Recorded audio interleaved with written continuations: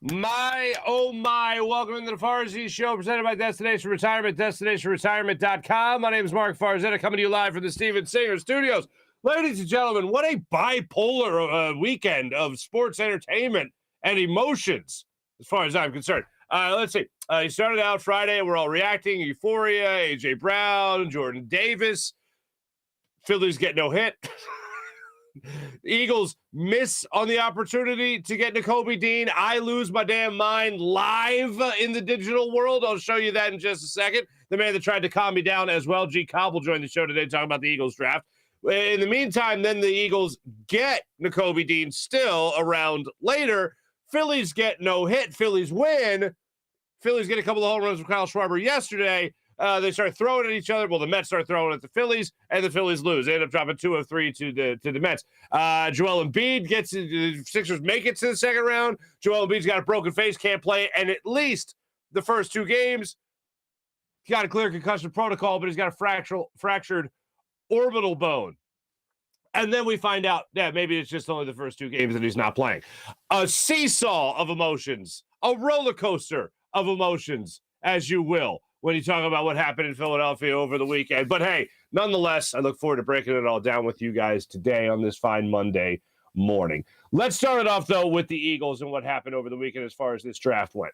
It's a funny thing, the NFL draft. And I saw our good friend Mike Sealski tweet this. I saw a couple other people tweet this as well. Nobody knows anything is basically what it comes down to. When they talk about where quarterbacks could go in this draft. I mean, Kenny Pickett was your only first-round quarterback that was taken. Then you look at guys like Malik Willis, who a lot of people say, oh, maybe the Eagles should get Malik Willis. Maybe they'll trade up and get Malik Willis. Some people had that thought in their mind. He didn't go until the 3rd round. So you think about all these things that took place throughout the NFL draft.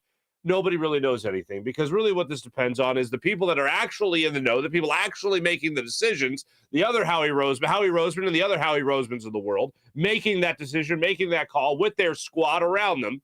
And then it also has to do with where the board is going at that given time, and that can really influence the decision on what a team is doing, as it did for the Philadelphia Eagles. Then there's the overriding philosophy, as Howie Roseman pointed out on Friday night, after they had taken Cam Jurgens in the second round and decided to pass on Nakobe Dean at that spot. That's the point I was live in the digital world for, so we'll get into that in a little bit. But what's really amazing about this is that the Eagles, if you would have told me the Eagles were going to go into the draft with more picks than anybody, with 11 picks, and they only come out with 5 players, I would have been surprised. I would have thought that was a failure. And at one point, I gave their second-round draft an F because Nakobe Dean was still on the board for the taking, and I thought he was going to go a couple of picks later, if not the next pick. He ended up going a full round later in the NFL draft. But now, having the benefit of hindsight, having the benefit of looking back and seeing what they did throughout this draft, you would have told me, hey, 11 picks and they're only getting 5 players, and said, well, that's an epic fail. But the fact that I believe Jordan Davis can play, the fact that I believe Cam Jurgens can play, I never had an issue with Cam Jurgens, the player. I had an issue with where he was selected. The fact that you get Nakobe Dean, and then we'll see what you can get out of a couple of second-round picks. You basically went into this draft and came out with 3 players. 3 guys that I think will help the long-term success. Not maybe next year immediately. We're talking about a guy like Cam Jurgens who's not going to play because Jason Kelce is still very durable. But when you look at those first 3 selections, and then you just throw in the idea that they flip one of their first-round picks for A.J. Brown to help you right now, oh, I love it. I love what the Eagles did in this draft. They gave me a little heart attack first.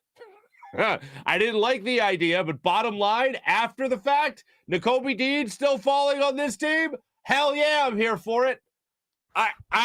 It's one of those things where you react in the moment, and you can very much not like something. Like, for instance, if Jordan Matthews was selected before Marcus Smith, for instance, you're feeling a little bit better about that draft because you got a wide receiver in the first round and actually had some production for you in Philadelphia. Marcus Smith, not so much. Those two picks are flipped. One's taken in the first round, one's taken in the second. You feel a little bit better about the situation. This would have made me feel a little bit better about the situation if they would have gotten Cam Jurgens in the 3rd round and Nakobe Dean in the 2nd round. That's not the way it fell. They decided to go offensive line first, and as Howie Roseman said in his Friday press conference, this is the way we roll. We're always going to go O-line, D-line before we go anything else, and that proved true on Friday night when they did select Juergens on with their second-round pick. So I did not like the pick at the time. Now that they still got Nakobe Dean, and I still don't like the philosophy, bottom line, but now that they still got those three players, including Jordan Davis in the first round and throwing in A.J. Brown, I love what the Eagles did in this draft. All things being equal, just looking at the list of players they got afterwards, I feel like they've upgraded positions of defensive line. I feel like that they have solidified maybe the future of their offensive line when it comes to the center position with Jason Kelce, and the fact that they added A.J. Brown and still got Nakobe Dean and another linebacker in Johnson that they got in the 6th round as well. They invested in this defense.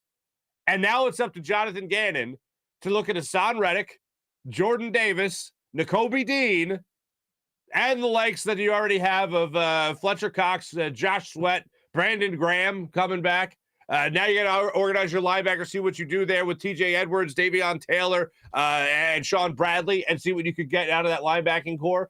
Now it's up to you there, Jonathan Gannon, to make this offense that the Eagles have invested in heavily, make them do something special this year. Make them do something special. G. Cobb's rather optimistic about what Jonathan Gannon can do when he joins us. He'll explain all that and more when he comes up in just a couple of minutes. But let's hear from the man himself, Nakobe Dean. This is Nakobe Dean on how he fell, how he fell in the draft and what he was thinking the entire time. Yeah, I can't say it. I'd be remiss to say that I wasn't surprised, but at the end of the day, thank God, for the whole process. This has done nothing but make my chip grow bigger. And I'm just ready to play, ready to get to work. Love the idea of the chip growing bigger for a guy who's got a national championship ring, apparently the size of Mars. So good for him. And that's really the only way you can take it if you're him. If you're that player, the chip on my shoulder, man, you want to pass on me? All right, good luck to you. You better hope that we don't face each other at any point, which he's gonna, because every single team passed on him at least once in this draft. And he just looks at it as an opportunity to look at more motivation, to gather more motivation, more fodder to work his ass off more. And he said a number of times throughout his press conference, he's ready to work. And, of course, we love that here in this city. Now imagine this. Imagine you fly to Las Vegas. All right? You're a national champion. You had this injury that nobody really said anything about throughout your pre-draft visits, throughout your workouts. You yourself have talked to doctors, and they said, no, you're good. Don't worry about it. And meanwhile, the entire NFL is like, we're pretty worried about this pec injury that he did not have surgery on. And this made you fall and fall and fall, and you're out there in Vegas expecting to go in the 1st round. You don't go to the 3rd round. There's mama looking at you going, what's going on, baby? What's going on, baby? And you're like, I don't know, mom.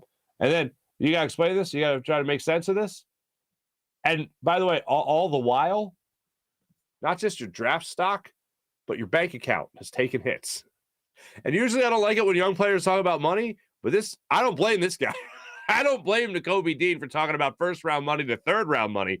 Here he is on what it was like to sit through that turmoil of dropping in the NFL draft with NFL draft stock. That was the nerve-wracking part about it. The whole thing, just listening to things that's not true, and it's caused me a lot of money, just a lot of nerve, and just seeing my mama face, and for me falling and hearing things like that, I feel like that was just the biggest thing. But at the end of the day, I'm blessed. I feel like I got picked by a great organization. I'm ready to work. We'll take a couple more here. Go ahead, Les, Zach, and Bo. Hey, Nakobe. On that topic, did you know teams were so concerned about this? The story is, I guess, that you strained your pec getting ready for the combine, and you decided not to have surgery. Did anybody say you should have surgery? Did teams talk to you about surgery or anything like that? That was the thing that was so surprising in my body. It was never. I went to doctors, got second opinions and everything, and nobody said I should have surgery. Nobody had told me I had surgery. So for that to come up, and for teams to be saying that and waiting until the day of the draft to say something like that, it was kind of crazy to me. But like I said, I'm glad to be an Eagle. I'm glad to got picked by a great organization. I'm ready to work. Yeah. In other words, Nakobe Dean, it's play on, dude. There you go. You just got to keep playing, no matter what. As Coach Jim Lynam will always tell us forever. I love his attitude. And like I said, I know some people always get rubbed the wrong way when people talk about money. I don't blame them in this. It's just talking about first round money, third round. Yeah. And I'm trying to think, like, I always try to put myself in the situation. Like, what would my mom, what would Eleanor tell me if this was happening? The draft stock. It's okay. You know what? Maybe maybe you just didn't deserve to go in the first round. Maybe this is your fate. This is what you deserve. But you're going to show them. You're going to be great. Oh, that's got to be terrible. But I am so excited for what this guy's going to be able to bring to the Eagles defense. I am beside myself with joy over what I was sitting there and I'm watching. There's a couple of guys I was watching. Now, the Eagles still have a lot of safety help they need, I think. They certainly need another cornerback whenever that's going to happen. There's a lot of talk out there about the Honey Badger, Tyrann Mathieu, possibly coming here to Philadelphia, but now the Saints are supposedly in hot pursuit of him, so that might not happen in terms of him coming to Philly. So it's like you're going to go into the season with Anthony Harris again. You're going to go into the season with Marcus Epps. You have dropped in value as far as your safety position goes. You have dropped in value as far as your corner position goes. As far as I feel, overall defense, though, you've improved because you brought in Hassan Reddick and you made some good acquisitions here through the draft in Dean, who will start. I feel will start. Barring any setback, barring anything more serious than anybody else is really anticipating at this point, because Howie himself was even shocked that he fell to where he's at. Well, let's hear from Howie in a second. But this defense has improved dramatically, and I think your offense has gotten better dramatically as well, because I think your running back situation right now is a push, considering what you had last year going into this year as well. Your offensive line, I think, is going to be still pretty stacked. Even you didn't have Brandon Brooks for the vast majority of last year. You're not obviously going to have him again because he's retired. So you look at how this offensive line shakes out, and I think it's going to be a push. I think you're still going to have guys like Landon Dickerson play at a very high level. Jason Kelsey play at a very high level. We'll see what happens between Jack Driscoll and Isaac Seumalo at the left guard position. And then your right tackle and left tackle, I think, are pretty much studs in Jordan Mailata. I'd see Jordan Mailata having a Pro Bowl year and Lane Johnson doing what he always does, which is just dominate when he's on the football field. And your quarterback's got to get better, too, and now he's got better targets. So there's no excuse. I feel like the Eagles have upgraded significantly. They did so before the draft, and now the talent that they brought in here to add to the talent that they already had in some other positions, like Jordan Davis on the defensive line. Oh, my goodness. I feel like this defense is going to do something special. Oh, and how about this? Having a linebacker. Not just one that you could look forward to, stepping up and making a stop when everybody else got beat, where they've already gained 10 yards. But you've got a linebacker in Nakobe Dean, who I think is going to look at a lot of tackles for loss this year. Is going to get in the backfield and wreak havoc. I think you have somebody with some good closing speed as well. I'm very excited to see what this Eagles defense can do, and hopefully Jonathan Gannon is a little bit more aggressive with these new pieces he has to his puzzle on that side of the football. So I'm looking forward to that. When it comes to Nakobe Dean, though, Howie Roseman, this was his reaction as he saw Dean continuously fall to where the Eagles would be selected. He's going to be on the field this weekend, and we don't anticipate missed time now. He'll come in here and he'll take a physical, and we'll double check all those things. But, listen, I think I called our doctors 3-4 times to see, am I missing something? We brought him in. Am I missing something? Am I missing something? Because obviously, this guy's way higher on our board, and we're considering taking him we talked to him before today because he was a consideration, and that's what we got. Am I missing something? No, I'm not. Draft. Let me set the scene. All right. I'll throw it to my reaction as it went down on Friday night live. Right. I'm watching a couple of guys fall. Brisker was one of them from Penn State. And I'm thinking, oh my goodness, they could get him. Like, they're within striking distance now. If Howie wants to do some wheeling and dealing, he might be able to move up a couple of spots and get the safety. I know a lot of Penn State fans would be happy to have him in the secondary of the Eagles. So I was looking at the safety position for the Eagles more than anything, especially in Jonathan Gannon's defense, where those guys are going to be sitting back a lot, looking to make plays. Well, Brisker's the guy that could obviously drop back and be the deepest man in the field, or he's a guy that could go up and play at the line of scrimmage. That's the area that he needs to improve upon more. But I'm thinking, if you can get Brisker in this secondary, I'm a happy man. He ended up going out two spots early. So I'm thinking, oh my God, okay. So Dean, please still be there. Dean, please still be there. Pick goes off the board. It's not Nakobe Dean. I'm thinking, oh, here we go. This is it. Right in their lap. Show me you love linebacker a little bit. Show me, just give a little bit of love to the linebacker position. They didn't. And here's how I reacted to this.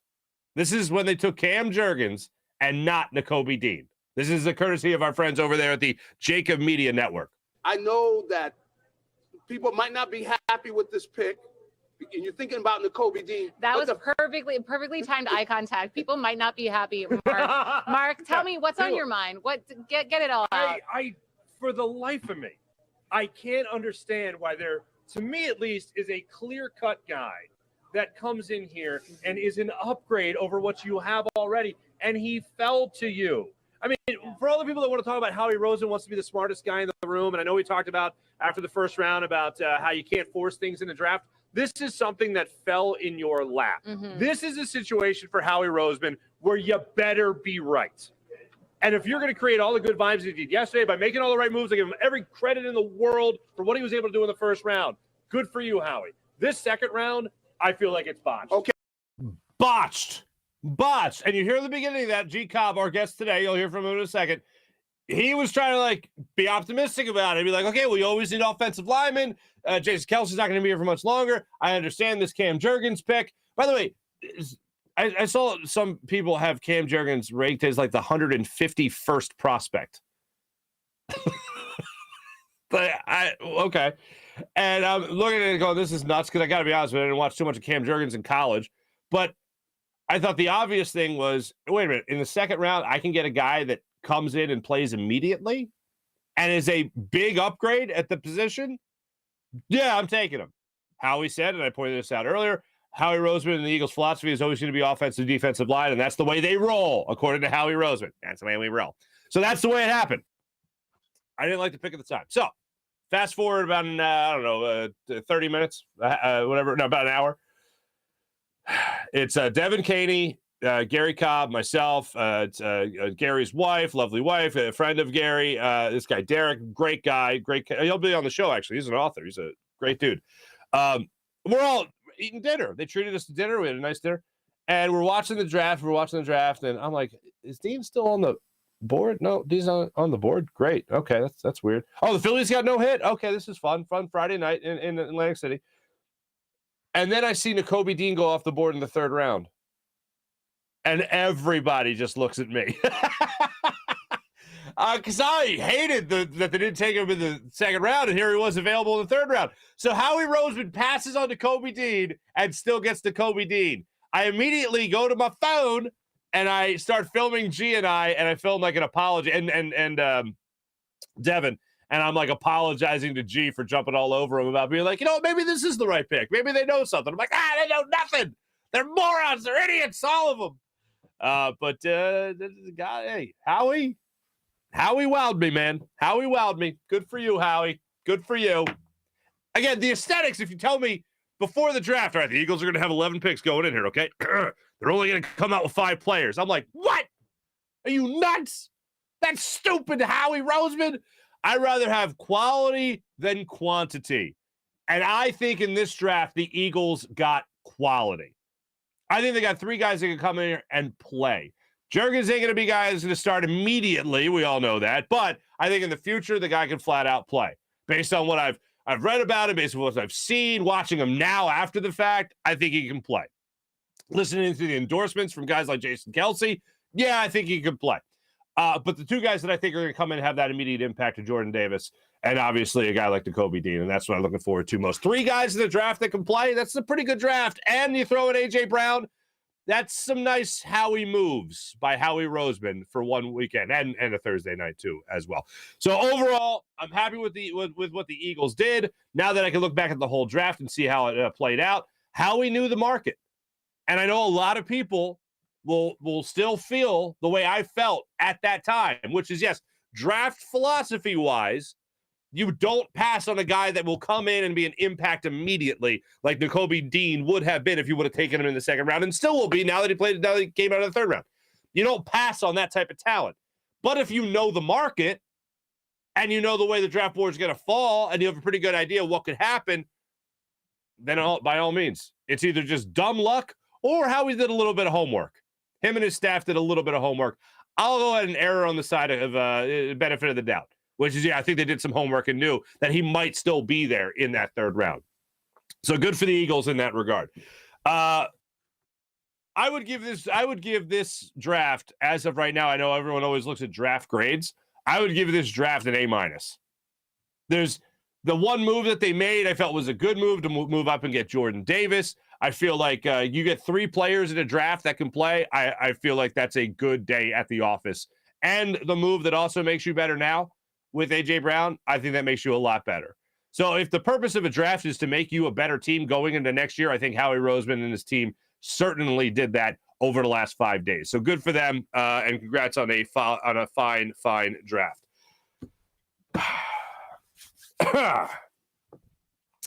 So Eagles pass on Dean, draft Jurgens in the second round. Right around that time, Shams Charania puts out a tweet saying that Joel Embiid has a concussion and an orbital bone fracture. He's out indefinitely. I immediately blame Howie Roseman for ruining all the good sports juju that was put out in Philadelphia over the previous 24 hours by passing on Kobe Dean. But in all seriousness, I'm well aware that the Toronto Raptors fan base cheered when Joel Embiid got injured. I'm well aware that the broadcast for the Toronto Raptors up there in Canada put out the vibe of, Joel Embiid gets what he deserves because he did that airplane. Those are scumbag things. And if we did that, it'd be played all over the planet. We all know the deal there. But instead of letting that own free real estate in my mind, I'm going to concentrate on what this means for the Sixers. The fact that so quickly after now, as I'm reading the report, I'm thinking to myself, Joel Embiid's going to try to play in this series. That out indefinitely thing, I don't think applies to Joel Embiid. And it's totally different because it was a hand injury and he couldn't make it any worse with the ligament damage in his thumb. And he played so great a 30-point game in Game 6. You're going to have to do a lot to keep Joel Embiid off the floor, including break his face. And that apparently is only going to get him 2 games. Because all he needs to do, and I say all he needs to do, but all he needs to do when you talk about a bone fracture, it's not like he's going to put pixie dust on his face and all of a sudden he's going to be fine. But Joel Embiid's going to go out there, play with that fractured face, and just beat concussion protocol. He's just going to get through concussion protocol, and then he's going to be back out there on the floor with, torn ligaments in his thumb and a broken face and fresh off concussion protocol. Yeah, I'll take that guy on my team. I'll take that guy. And I got to be honest, Doc Rivers said in his answer as to why Joel Embiid up 119-90, why Joel Embiid was still in the game. I was experiencing the same thing Doc was experiencing at the end of that game against the Raptors in Game 6, where the minute I saw him do the airplane, I was like, all right, time, let's get him out of there. That's enough. 4 minutes, that's enough.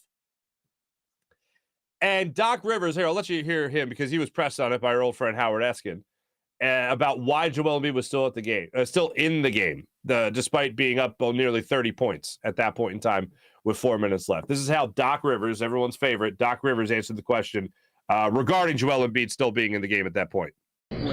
Well, it wasn't 4 minutes left and 29 points. He scored the bucket to make it 29. And in the playoffs, just so everyone knows, so we cannot talk about blame and talk about winning this next series, I'm about to answer that, all right? Because everyone was in. The other team had all their guys in, too. The last 5 minutes of the game, we made the run the last minute of that game. Right before that. That's when we got up 29. After Joel made the shot and did the airplane, if you watch the game, I turned and said, I'm calling a timeout on the next possession. So not upset that he was in. You can make that a big deal if you want. But just go and look at every team and every game, and their guys are in until about the 4 3-minute mark. That's what it is. That's their last game. Yeah. Maybe that's why they're in. I've done this a long time. Just go back and look at every game's last game, and I guarantee you both teams have their guys in it at that point. We had just made the run to put it up to 29. Do you ever say to yourself, yeah, all the time. On plays. I draw up the greatest play in the world, and the guy misses the shot. And I said, darn it, I wish I had someone else shoot that. Unfortunately, in coaching, you can't wait 24 hours to make a decision. No, you can't, unfortunately. I was right there with Doc Rivers towards the end of that game. I was thinking the exact same thing that Doc Rivers was thinking.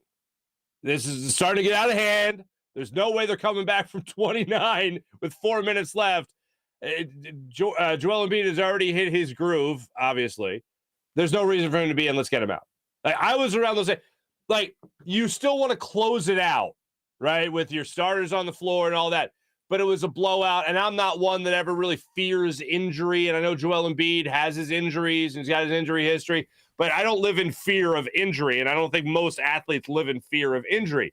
But it was around that exact time.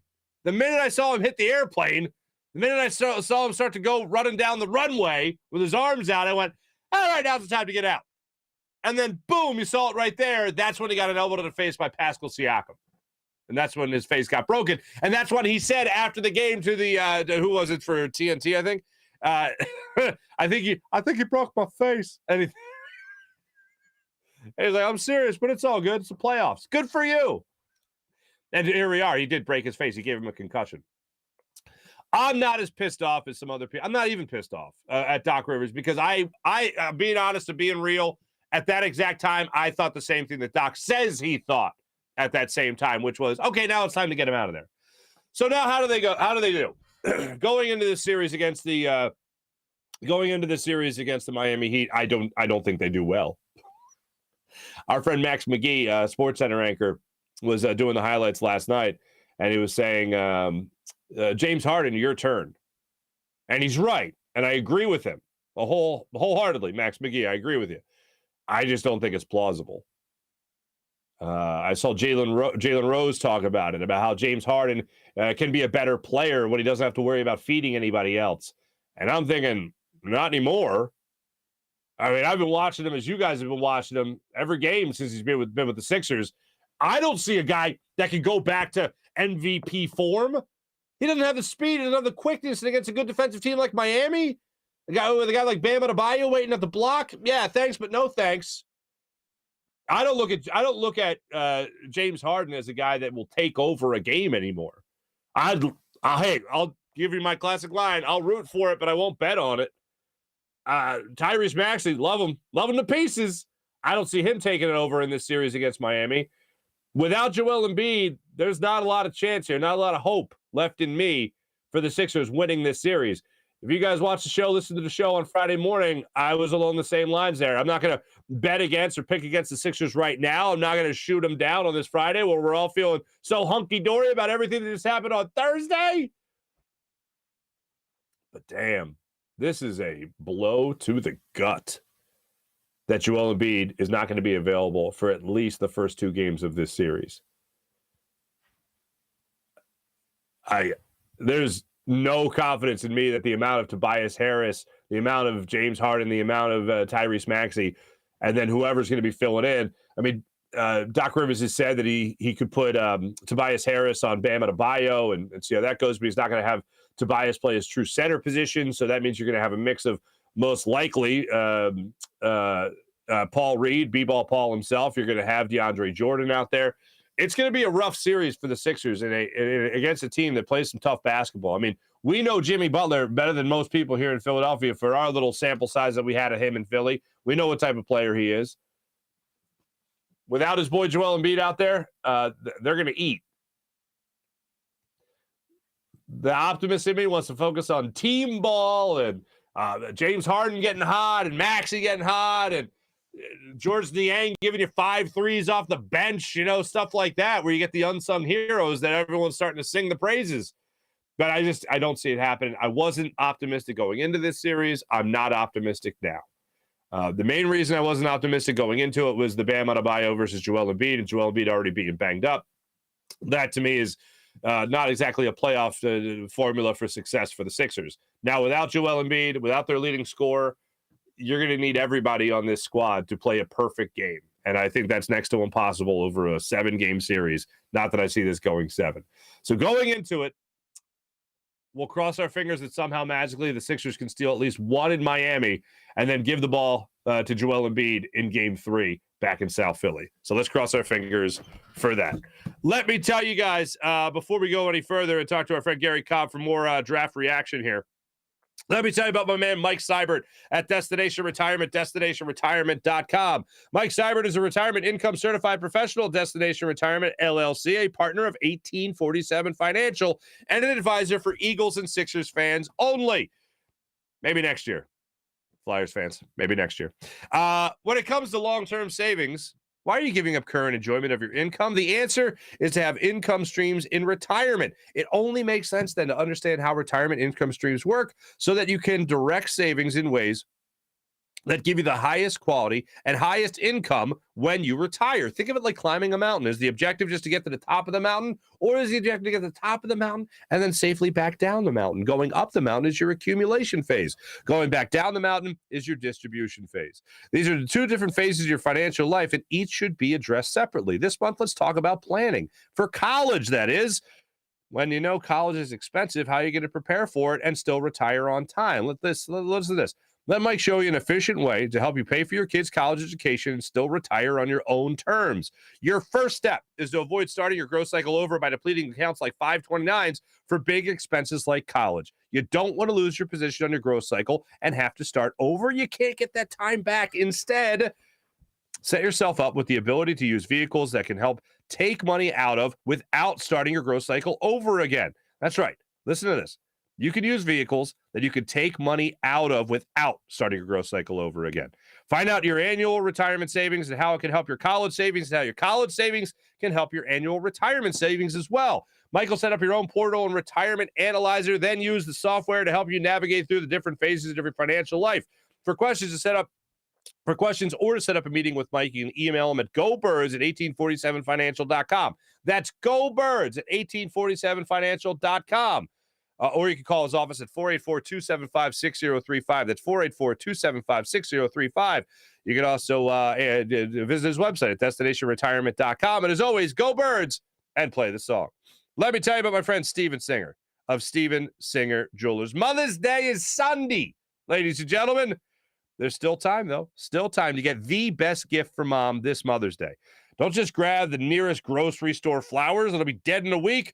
Grab something that will last a lifetime at IHateStevenSinger.com with the brand new Creamsicle 24-karat gold dip rose. They're still available, but you got to hurry. Remember on those warm summer days, get a nice creamsicle, nice frozen treat from mom? Picture this, a long stem rose dipped and trimmed in 24-karat pure gold with light peach petals, preserved and guaranteed to last a lifetime. It's the sweetest way to tell mom just how much you love her and how much those little moments meant on Mother's Day. Give the gift that she'll cherish forever. The brand new Creamsicle 24-karat gold dip rose. Don't wait any longer. Go to IHateStevenSinger.com right now. It's your last chance. Order by 2 p.m. That's 2 p.m. Eastern Time Wednesday, with free shipping to arrive in time for Mother's Day. Steven's famous 24-karat gold dip roses start at just $59. Only available at IHateStevenSinger.com. That's IHateStevenSinger.com. Without further ado, let's talk a little bit more NFL draft with our good friend Gary Cobb, ladies and gentlemen. Fox 29 NFL analyst, as well as NFL analyst for Jacob Media. Without further ado, let's jump on the Rothman Orthopedics guest line and talk to G. Cobb Witcher.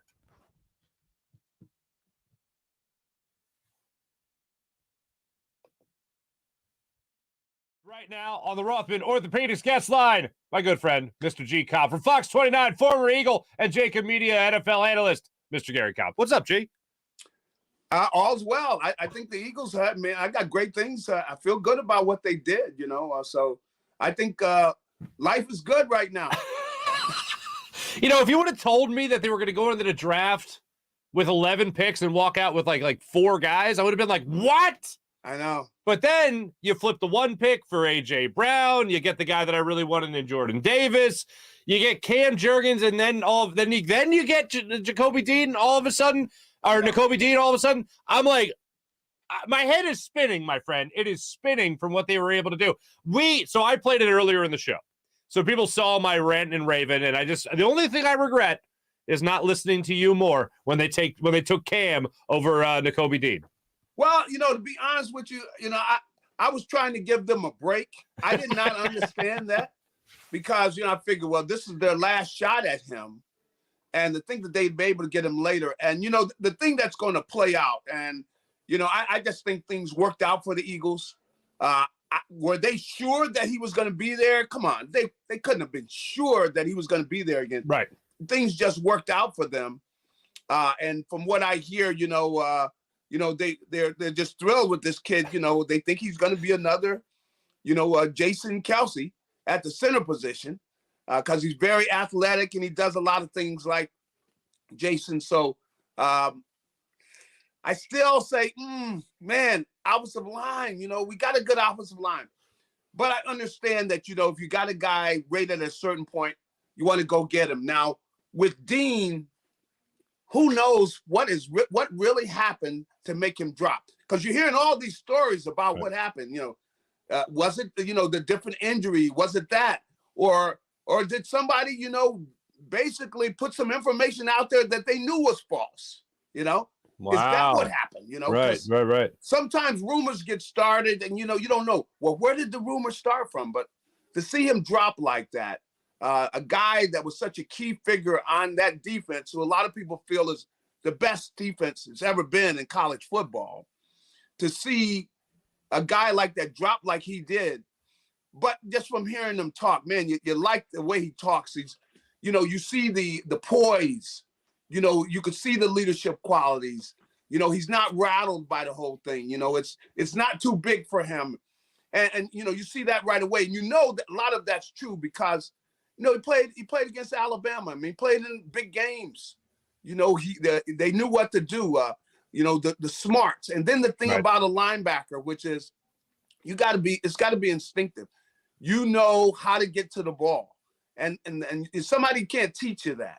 Either you have that as a linebacker or you don't. And he clearly has that, and he's got the leadership qualities and everything. So you love that. Now with Jordan Davis. Start looking at him. I mean, the guy is from another planet when it comes to his athleticism. Now, the big thing is the defensive line coach. And I was looking at what's his name? Is it Troy Rocker? I'm trying to remember his. For the Eagles? Yeah. Rocker or Rucker or something like that. Yeah. Yeah, something like Rocker or Rucker. And he was a great player in his own right in college. But he's the key. He's got to teach this kid how to be an outstanding pass rusher. And of course, he's going to be able to see what Fletcher does, how he rushes the passer. They've got some other, players there he's going to be able to learn from. But he's got to learn how to rush the passer. Now, you got it. The guy's a tremendous athlete. Anybody that can be 350 pounds and run a 4.7, 4.4, even if it's under 5. You're 350 pounds. So he's an exceptional athlete. They just got to teach him how to rush the passer because he's got to be a factor in the passing game. That is when games are won and lost in the NFL now. It's the passing game. And so they got to get that out of this kid. And but he's an amazing athlete. I mean, Jordan is an amazing athlete, just a specimen of a football player. So you got to be thrilled about it. They got the tight end there later in the draft. They got another linebacker, that Kyron Johnson. He's definitely, he is the epitome of a guy that's got tremendous versatility. This kid has played safety, nickel, linebacker, and defensive end. But see, with the way the NFL is now, though, you need people that are versatile. You need guys, and then that gives you the ability to you show something. And if you got a guy that can run, if you're going to run with a guy for 2 or 3 seconds, that's long enough for that pass rush to get to him. So you can give different looks. You can have interchangeable parts, and that's what really makes it tough on the offense because they don't know who's coming. Because if a guy can just stay with, let's say, a wide receiver, if you got a guy that can stay with a wide receiver just long enough to let that pass rush get there, it creates problems for the offense. So you got a guy with that type of versatility, and then you got the tight end that they got, who seems to be a real good pass catcher.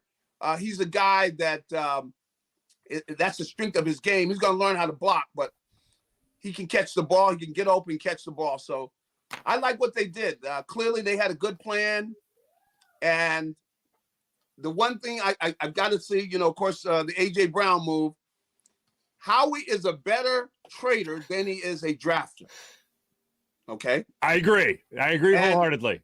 And because of that, he used his trading skills to eliminate any kind of draft problems, because by going and getting A.J. Brown, there's no question as to how good he is. Kid has already been a Pro Bowler. He's already had season where he averaged 20 yards a catch. He's already shown that he is a number one receiver in the NFL. He's already proven that. So you eliminate the guessing of drafting. And really, if you could acquire an entire team where you don't even have to, you already look at them play in the league for a year, then you acquire them, that would make things a lot easier. Now, that's what he did. So that's an outstanding move by Howie, because he could have drafted a kid. He could have drafted one of these wideouts. Let's say he drafts him. We don't know whether the kid can be exceptional at the NFL level. But with A.J. Brown, we already know. And that eliminates any question, and it really covers up any challenges he has as a drafter. See? Yeah, no, he comes basically scout free. Like, you didn't have to scout him. You watch him actually play at the level. You don't have to guess what he's going to be able to do at the NFL level. You already know. By the way, if there is anything I regret about the show we did for the Jacob Media people over there down at Ocean Casino, it's the not only did they take a linebacker, they took two. I know. And here I am talking about how they don't value the position anymore, and they draft two linebackers, not in the second round, obviously, but they took one in the third and then one later in the sixth. You already mentioned Kyron Johnson, who is also going to be playing linebacker now for the Eagles if everything goes right. Now, all of a sudden, between Davion Taylor, between T.J. Edwards, and now it's Sean Bradley. Now it's like you got too many linebackers. That's on Reddick, maybe. Yeah. The thing is, though, you still didn't see one go in the first round. They are not going to. So, they're addressing their needs. I think they did a good job.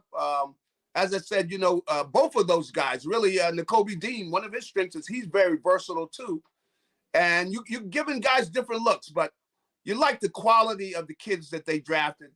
Those kids from Georgia, both of those kids know how to win. Mm-hmm. And that's ultimately what you're trying to do. You want to have people that know how to win. And what are people that know how to win? That means they play team ball. It's all about the team. It's all about trying to win. It's not about trying to get accolades as an individual. It's about trying to win. And so I think they come in with an attitude that is going to be contagious to the rest of the team, which is, we want to win, man. What do you guys want to do? We want to find a way to win. And if you win, everything is good. Mm-hmm. By the way, Nakobe Dean, I actually texted Zach Berman about this. He's a friend of the show. And I just said the only time Nakobe Dean smiled during his press conference when you asked him about his GPA. He was thrilled to talk about his GPA, which is pretty damn good when you consider all that college athletes have to go through. That is amazing. I was listening to him talk about that, and and how he was spending all this time, studying and making sure he's ready and staying up at night. And, and putting in the work in order to have, to get the type of grades. Because I know he's got a tough major. What is he majoring in? It was like mechanical engineering. Yeah, mechanical engineering. Yeah. And to do that, that says something, see. And not every guy that's smart off the field is smart on the field. But you can see that he has that ability. Right. He's a smart. I just looking at his plays where he's jumping a route on a quarterback, picking off a ball. He's anticipating a screen. He gets up under it, goes under there, makes the play, things like that. You got a guy that's a playmaker at the linebacker position, and that's what you got to have. And with the way that they do, where they put so many receivers on the field and they spread everybody out, you need to have a linebacker that can just go out there and make plays, and he's especially got to be good against the pass. Right. And that's what Nakobe Dean is. He's that type of guy, and that's why hopefully all the things with the injury stuff was nothing but a bunch of bluff. Hopefully he can just stay healthy. That's the key. If he can stay healthy, you know, they got him. You got you know, the big guy up front, Big Jordan up there, and I like hearing him talk too. You can just see you got some quality young guys. Oh, and Nick Sirianni got him. See what they got. Nick Sirianni said it 1,000 times throughout the weekend. He got guys that love ball, man. They just love ball. They love ball. Yeah. And you know, I'm telling you, that is what it's all about, because you don't know how hard a guy is going to work to get to the level he needs to do to be a good NFL player. And what you want to be able to do, you want to draft guys that love the game, because you got to put in the time. If you're going to be able to decipher what teams are doing and being able to anticipate plays, you got to look at a lot of tape, man. Mm-hmm. You got to be willing to sit there and look at tape on a team and really study them to see what it is and be able to anticipate what they're going to do. And the fact that these guys love the game, there's a great chance that they are going to be willing to put in the kind of time to be smart players, see? Mm-hmm. And those are the guys that win. You know, one guy that showed this, Cooper Kupp. If anybody wants to see a guy who has taken his game to another level, and, you know, his dad was a quarterback, see? So he understands the game better than other receivers. And that's why he can be right in sync with his quarterback. And that's what you like to see. You like to see smart players. And I'll say that about Seth. Seth did that. I saw him do that as a player. He came in the league. He didn't play linebacker. He didn't know anything about playing linebacker. But I saw him learn the game, put in the kind of time to where he's able to go up and say, oh, you're in this formation. They're getting ready to run a draw. Well, how do you know that? Well, it's going to take me 3 years to explain that to you, but they're getting ready to run a draw. And then also being able to anticipate the play. That's what we got in the Nakobe Dean, Jordan Davis, and all these kids that they've drafted. And that's what you want to do. That's what you want to have. And I like the chemistry they got. Awesome. Two quick ones for you. One, hey, Jonathan Gannon, you got Hassan Reddick. You got Nakobe Dean. Yep. You got your man Jordan Davis. Yes. And you got another linebacker, right? You got Johnson. What do you do now? What do you think? Does anything change? Maybe a healthy Brandon Graham coming back, Josh Sweat. You already have Fletcher Cox, Davon Hargrave, but these guys, what does this defense do? What do you foresee? They still got issues, safety, corner. We've talked about that a lot. What do you see going down with this Eagles defense and where they stand right now? I think they're going to be more aggressive. Now, they got more aggressive as the season was going on. Mm-hmm. So I think you're going to see a more aggressive defense. And you're going to see a smart defense. That's what I think you're going to see. You know, I think that they're going to be able to do some things. Now, you still, of course, you got issues there at that cornerback position. Yeah. They're going to have to give that guy help. And Darius Slay, hey, Darius, we're going to have to leave you on your own and help the guy. We got to help this guy on the other side. Darius, the reason we're paying you all that money, now you got to go out and earn it, big fella. There you go. Do you remember a knock on you at the draft? Does one thing all these years later, my friend, does it stick with you? A knock on you, like Nakobe Dean, oh, we don't know about his pack or whatever. Yeah. What was said about you, Gary? Well, you know, the big thing with me is when I came out, you know, and this was my mistake. I was about 218 pounds, 220 pounds, because I was running because I wanted to run a good 40 time, you know. And I got to where I eventually ran a 40 time of 4.55, 4.58. But what I didn't realize is that I should have kept that weight on. You know, I need to be 230, 235 pounds. Mm. And that hurt me. That caused me to get drafted much later because they thought I was too light to play in the league. You know, 215 pounds, come on. Especially back then, you know, everything was about the running game. I mean, everybody ran the ball. So you weren't big enough. So I got in the weight room, got bigger, and that's really the reason I had a long NFL career, because I went in the weight room, got stronger, and I was 235, 240, and I could run with it and everything. And, I really still have that weight, So, I came in, I was too light in the draft though. But I didn't know that. See, the information now, it wasn't like it is now. You didn't have everybody talking about what's going on. You didn't hear anything about it. It wasn't the type of thing that's in every paper and everybody's on the news talking about this guy and that guy. You didn't have any of that. So if I'd have known, if I'd have been able to talk to the scouts and go, hey, look, we'd like to see you about 230, 235 pounds. I said, okay, give me a couple weeks. No, but yeah, I needed to put on that weight. And that's, after talking to those guys, that's what they told me. They said, man, we didn't know that you could put on that weight that easy. And I had to go get in the weight room because really at USC, we had a national championship team, but we had virtually no weight room. Weight room was garbage. Oh, wow. Like out there now, they got this huge weight room with all this stuff. You should have saw the weight room we had when I was out there. It was a joke. It was a joke, man. You're leading me to give you the compliment that I gave you Friday night when I said a guy walked up. So we're eating dinner after the second round of the draft. Me, you, Devin, Caney. We did the Jacob Media draft thing, and we were having a great time. And they treated us to dinner. They were kind enough to treat us to dinner. Very nice. So a guy walks by, and he goes, "I remember when you hit so and so and whatever." And you're like, "Hey, thanks, man. You were so gracious. You were so kind, as you always are. I've known you long enough to be able to say that." And then I lean over to you and I say, "Gary, in all honesty, what's better? Because you do look like you could still play. But what's better? When somebody tells you, I remember this, that, or the other, or when somebody just looks at you and said, man, you look like you could still play. Which one's better? Go ahead, tell the audience." I guess I'll go along with you. You said if they say that, it's a compliment. They say I look like I could still play. And I appreciate the compliment. I would take that 1,000 times over. Hey, remember that time you did that thing that you were paid to do? Yeah. Tell me now, all these years later, I can still play. That's right. Gary. Hey, I'm not stupid enough to believe him. But, hey, you look that way. I look like I could still play. You do? But, man. God bless you. Hey, believe me, if I had to go out there, boy, woof. Oh.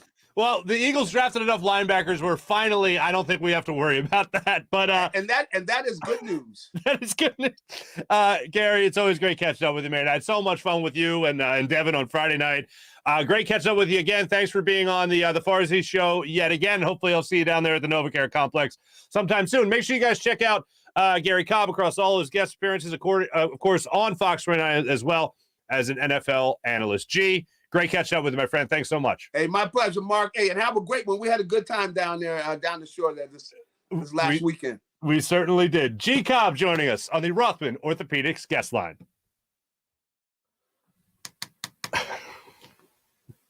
The best part about that, aside just from working with G again, was that G can crush food. And like I alluded to there, I've known him 15 years. Actually, I met him 15 years ago. But G was always hilarious. Whenever food got delivered, I was a lowly overnight producer at WIP. When food would get delivered to the studio, like it was like, you better eat now. Like you better get. There's no like, oh, let me wait till after the commercial break, because G's gonna get there and G's gonna crush it, like with no holds barred. And what's funny, we're at Topgolf down there in Ocean Casino. And they're like, what would you like? And I got a burger. I was just in the mood for a burger. I got a burger crushed. That was so good. So a steak burger with bacon and all that. Delicious. And then G got, I believe it's just, the only way to describe it is a trough of crab legs. And then they just started bringing food out just to be nice. And G was like, what's this? Chili cheese fries? That's mine. And he's just crying. I was like, oh, maybe I'll grab a fry. I look, gone. I'm like, God bless this man. Not only can he still play in the NFL with his amazing physique, this man can still crush food like a college kid, man. Like a college kid home for break. Yeah, I really enjoyed working with him and Devin again, who I do the postgame show with during the Eagles season, which is a good time. But yeah, thanks to G Cobb for joining us on the Rothman Orthopedics guest line. Brace yourself, people. we have a new sponsor coming, but first, and this sponsor, let me just check the chat real quick. Mally's in the chat? Okay, Mally. When we got this sponsor, I thought of you. But first, let me tell you about Rothman Orthopedics. Hey, remember the old you? The one that didn't have to put up with a fickle knee, a finicky hip, or a shoulder that no longer does what a shoulder should do? Well, the Rothman approach to orthopedics is here to get you back to being you. Back to running, back to working, back to playing, back to living your life the way you want. With same-day appointments available, you can start today at RothmanOrtho.com. That's RothmanOrtho.com. Rothman Orthopedics, the official orthopedic partner of your Phillies, Eagles, and Sixers. That's RothmanOrtho.com. Guys, we have a new partner here on the Farzy Show, and it's one we've been wanting for a long time. Freestone Farm CBD. That's right. Freestone Farm CBD, the best CBD brand because they farm it themselves with all organic inputs that they offer you. And along with it, they offer you some education on what they grow and how they grow it to make the best quality products on the market. I'm sure you've tried a lot of different brands, but honestly, Freestone Farms CBD is amazing.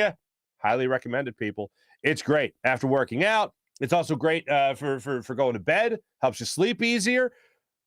What's even more exciting, our friends at Freestone Farms just unveiled the all-new strain menu with some supremely good CBD at great prices that you'll absolutely love. Check out FreestoneFarmCBD.com. That's FreestoneFarmCBD.com. You'll find it all right there. This menu is something you'll absolutely have to check out with strains like their insane, tropical, tasty Bayox is unreal. That clocks in at a chart-topping 24.1% and super CBD, which is half Hindu Kush. Ooh, baby, 21%. The genetics of these guys are absolutely amazing.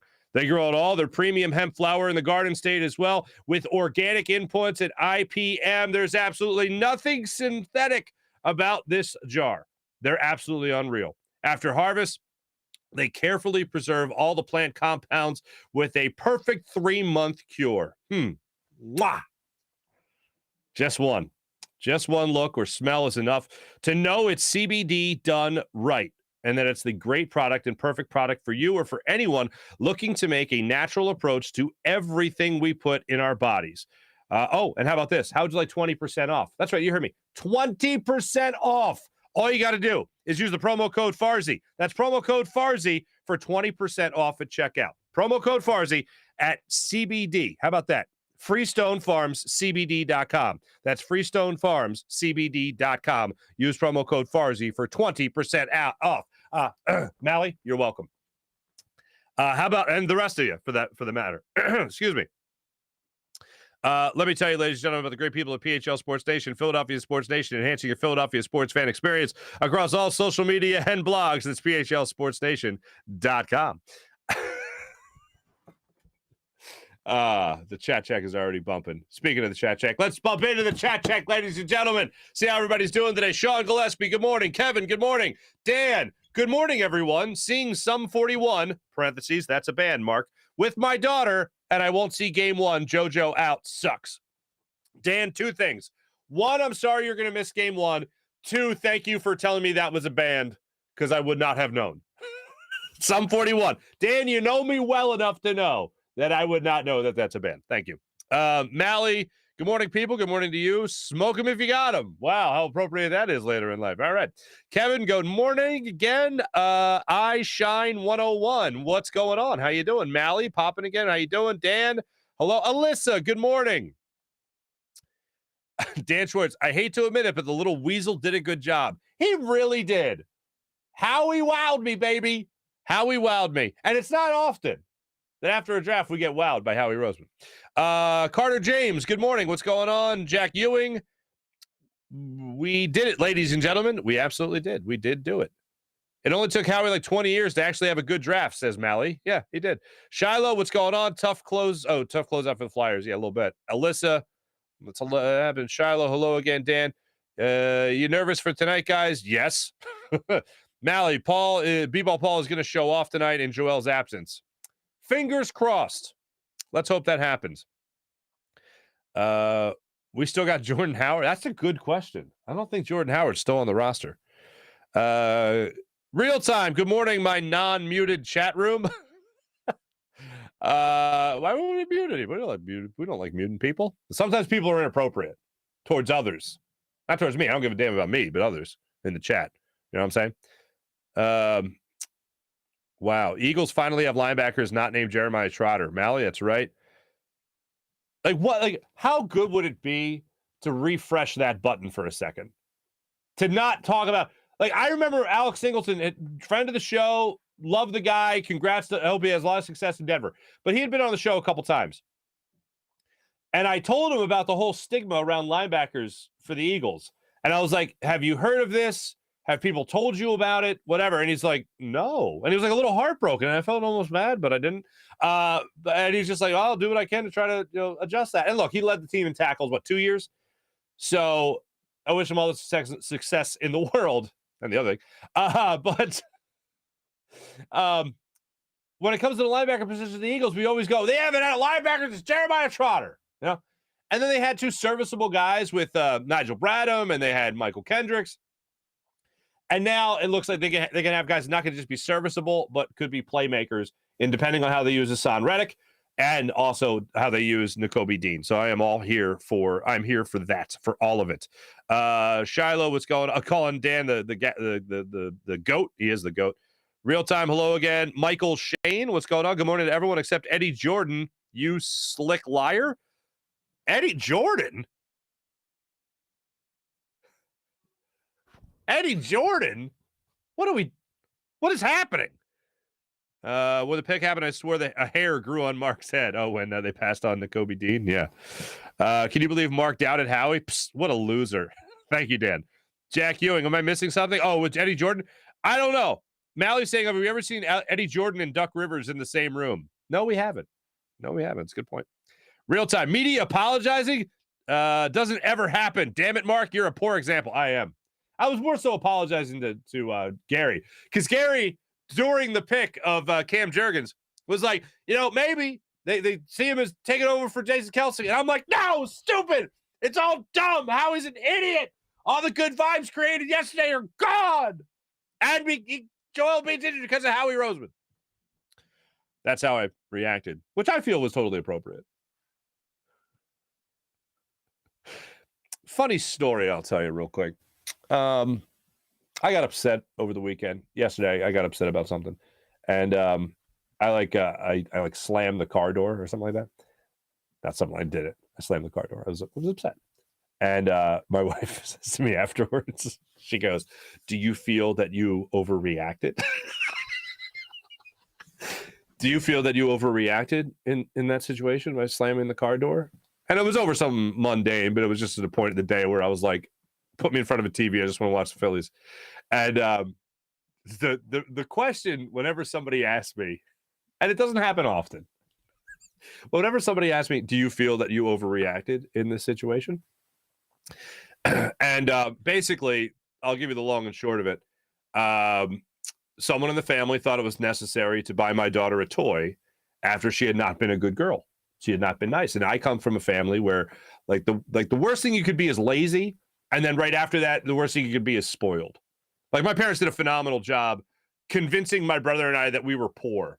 Even though when I turned like 18, 19, I looked back and I was like, wait, we weren't poor. I knew poor people I went to school with, and we were not that. But it was a great job of convincing me that we couldn't supersize a meal at McDonald's because if we did, we'd go broke. That was phenomenal mind games by you, Eleanor, and Joe, but mostly Eleanor. Anyway, but my daughter got a toy. And I didn't feel like she deserved the toy. And I was like, I don't like this. Why did they just buy her this thing? It wasn't her birthday. It wasn't a special day. Just bought her this people in the family bought her a toy. And I was like, damn it. And I slammed the door. And it was a couple other things that happened as well. It wasn't just that. And my wife looks at me and goes, do you feel you overreacted? I don't think I've ever got asked the question, do you feel you've overreacted? And responded with, oh, yeah. Not in my nature. I felt how I felt in the moment. That's that. And there you go. That's the end. I felt as I felt in the moment that Nakobe Dean got passed on. I'm not going to apologize. But when I reacted in the way I did to my friend G Cobb, I'll apologize to G. And I might throw in a lighthearted, funny apology to Howie Roseman, but not for the most part. Do you feel you overreact? No. G-Cobb brought his wife. I never bring my wife around you, Mark, especially in that shirt looking sharp, brother. Thank you, Dan. Appreciate it. Did G-Cobb get his wife to stand on a ladder? And do you always make that joke, Jack? I feel like that joke always comes out whenever we have Gary on the show. Gary, I'm filming. Hit record. Okay, go. He likes that high angle, man. No Lowry. That is a big plus. So the Heat, they're going to be without Kyle Lowry as well. Not as big a deal. Look, Kyle Lowry's great, and it would have been nice to see him play in Philadelphia. Didn't happen. Kyle Lowry's great. He's not playing. Wonderful. The Heat still very much have the edge in this series. So I'm going to cross my fingers and hope that B-Ball Paul gives you some serviceable minutes, doesn't turn the basketball over, plays confident. Like sometimes I think I watch B-Ball Paul, and sometimes I watch him and I'm just like, is he surprised that they gave him the ball there? Like, ah. Sometimes he gets a little happy hands. And then tries to make a play. All road teams won yesterday, which gave me hope for the Sixers tonight. There you go, Marquise. There you go. Steal one. That was a wild game. Celtics, Bucks. Bucks took control of that one late. Had control for the most part. And then Giannis had that threw it to himself off the backboard slam. And it was just like they should have stopped the game just right then. And Boston should just went home. That was the end of that one. And then Draymond gets thrown out of the game with the Warriors and Grizzlies. Warriors end up pulling it out. Ja Morant, I give him all the credit in the world. He had like 2 or 3 guys on him for the final shot to try to take the lead at the very end of the game. And it was a layup. Yes, it was a layup, but it wasn't a layup. Like it was a literal layup that was not by, what do you call it? It wasn't easy. It wasn't a layup of a layup there. That's what I'm trying to say. He's like, yeah, I missed the layup. I'm going to get 3 guys on you. Like, I don't really blame you that much. You didn't really have that great a route, and it looked like they forced it to him, to be honest with you. But, hey, the ball's got to be in your playmaker's hands. Mally, damn, Mark, you're killing my high with all this no-faith Sixers talk. Sixers are winning the championship. Now go to freestonefarmcbd.com. All right. Raptors announcers are trash. The people who sued the Philly Fanatic are trash. Thomas McKenna, I agree with everything. Paul, what's happening? Kyle, what's going on? Paul Gasson, yep, his wife is still doing the bird's eye view angle. April, what's up, April? Good morning to you as well. Must have read Sealski's autobiography this week. The way Mark talked about the Sixers, it sounded like a Sealski article. Mally, Gary Cobb's wife is the only person that can stand on a ladder and still have a steady hand. That's a good point. John Cheeseborough, what's going on? Duck's gonna duck. I feel like he'll be so attached to Jordan. That's who he'll use. Eddie Jordan? Jordan Davis is from another planet. Actual alien life. That's awesome. Yeah, you're right. Tracy Rocker. Thank you, John Cheeseborough, defensive line coach of the Eagles. Yes. Darius Rutger. I only want to be here. All right. Sorry. All right, please keep. That's a band. Hootie and the Blowfish. I pretty much stopped learning band names after 1998, just for the record. I wish that was a joke. That's just a statement of fact. John Cheeseborough, how you doing, buddy? After hearing Nakobe Dean speak, I believe somebody wanted Dean, but they didn't want to take him so high, so they spread false information to get him to drop. Oh, we have conspiracy theories. We have conspiracy. Al, what's going on, man? I bet on you in a decathlon, Farzy? What? That's a bad bet, bruh. I meant the contest they had in Billy Madison. Okay. The education one, not track and field. Okay, there you go. Classic decathlon. The story of that dog that Billy told was riveting. If you got a pet, you got a responsibility. You get off your ass, you get off your porch, and you go find that bleeping dog. Miss Lippy? Tell me right now you never wanted to walk into a classroom and see Miss Lippy putting glue taking Elmer's glue and just applying it to her face, or Miss Lippy doing some kind of weird dance, whatever that was. I don't know. I haven't seen the movie in a while. Farzy stealing the product. Thank you, Charlie. Cheese and I practiced ad reads this weekend, Farzy. We're ready. There you go. John Cheeseborough. I think the Eagles are going to start McPherson opposite Slay. I can't think of anybody else out there. Yeah, that's what it seems like. Carson is already not taking. Yeah, how about that? Who is it? Howell they ended up taking? Farzy still the product, except your inner April. Oh man. Wait, where jumping around. Stop jumping. Not you, April, my chat. No, reward crappy behavior. Oh wait, April, I think you're giving me parenting advice, and I don't want to miss that. Oh, come on. Oh, here we go.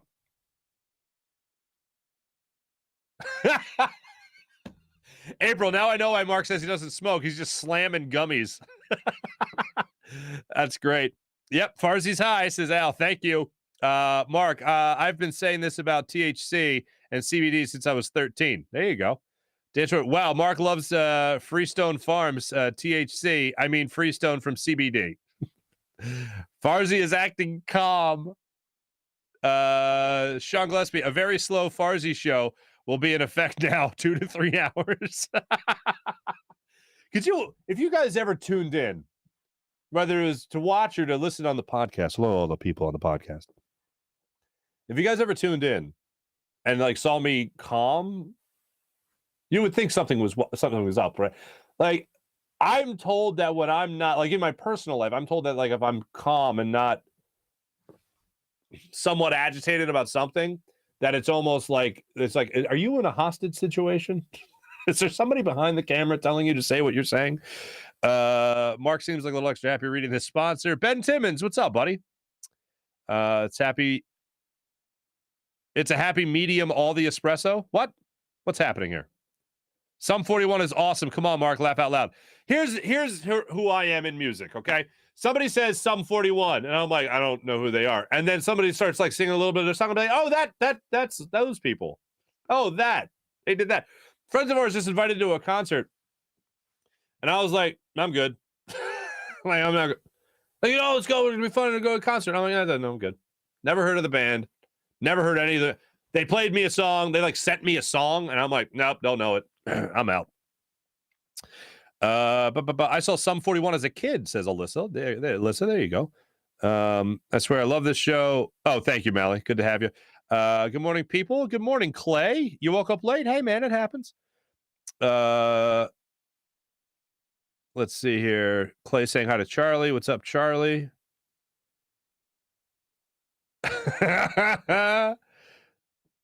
Wait till your kid repeats when you drop an F-bomb. Oh, she already dropped a GD. I slipped on something. We were giving her a bath, and I slipped on something in the bathroom, and I went, God, duh! And then verbatim, perfect inflection, as if it was an exact, precise representation and impression of me. Lil Toots goes, oh, God! And she says the exact same thing, and I go, all right, well, let's hope she doesn't say it in front of my mom.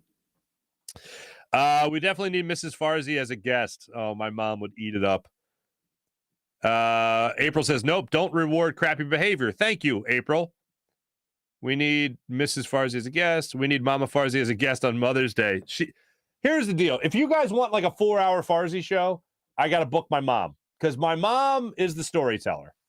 My mom is the storyteller. It's a TNT game tonight. Okay, I love TNT. I don't mind TNT at all.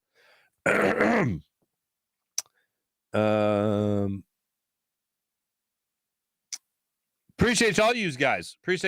Thanks for watching. Thanks for listening, everyone in there in the chat. My kid did the same thing, kind of proud when they use it in context. Hey, that's when I'll be most proud, when somebody cuts me off in traffic and my kid says it in the back instead of me. That'll be beaming with pride. That was our chat check, everyone. Let's move into our morning rush, brought to you by Sky Motorcars, skymotorcars.com. Couple of things. One, the Philly fan. All right, the Philly fan. the Phillies sports guy, I believe is what he goes by. Face paint. You've seen him all over the place now. The guy's got, love the guy. Any passionate fan, I'm all for. The number exchange on the NFL Network, people were actually debating whether or not it was false. I don't have the video, unfortunately. It was staged. I have no doubt in my mind that it was staged. And here's what I have to say about it. I don't care. People having fun on TV? Oh, no. I don't think they really meant to pull it off. I don't think the NFL reporter and the Phillies sports guy were like, hey, let's really make it seem like we're going to date or at least go out for drinks. Like, I think they were having fun and good for them. Was it staged? Yes. Do I care? Nope. I think they were having a good time. And I don't blame them even a little bit. I don't think they met up later. Not for nothing. I don't think the lady who walks around with her number in her hand and I don't think so. Why would a reporter want to do that? But I don't care. I think it was funny and good for them. They were having fun. People having fun on TV. Oh, no. Good for them. In case you didn't see it, an NFL reporter is going around looking for lively fans at a event for the NFL draft. She sees Philly sports guy. She walks over to him. She goes, hey, I found a fan right here. What do you think? And he's like, oh, I love what the Eagles did. I love what they did. I'm here with the fans, but I'm really here to see you. Shooter's got to shoot, as they say.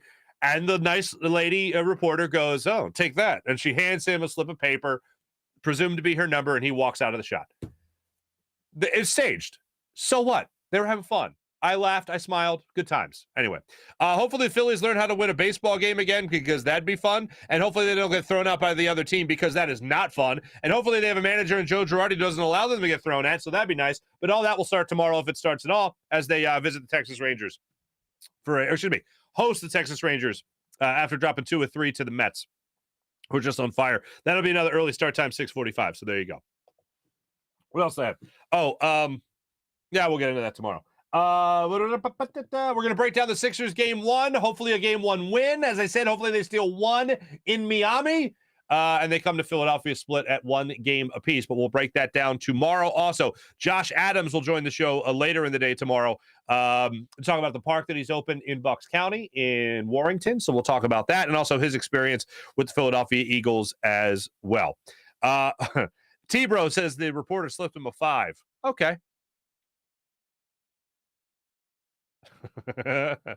Thanks for everyone in the chat. You guys are great. Thanks for watching. Thanks for listening, everyone. Much appreciated. This is a Buzz Sports Entertainment production. Jim Hyden produced the program, did a phenomenal job. As per usual, this is the Farzy Show presented by Destination Retirement, DestinationRetirement.com, coming to you live from the Steven Singer Studios. Have a great rest of your day, everybody. Talk to you tomorrow. See ya.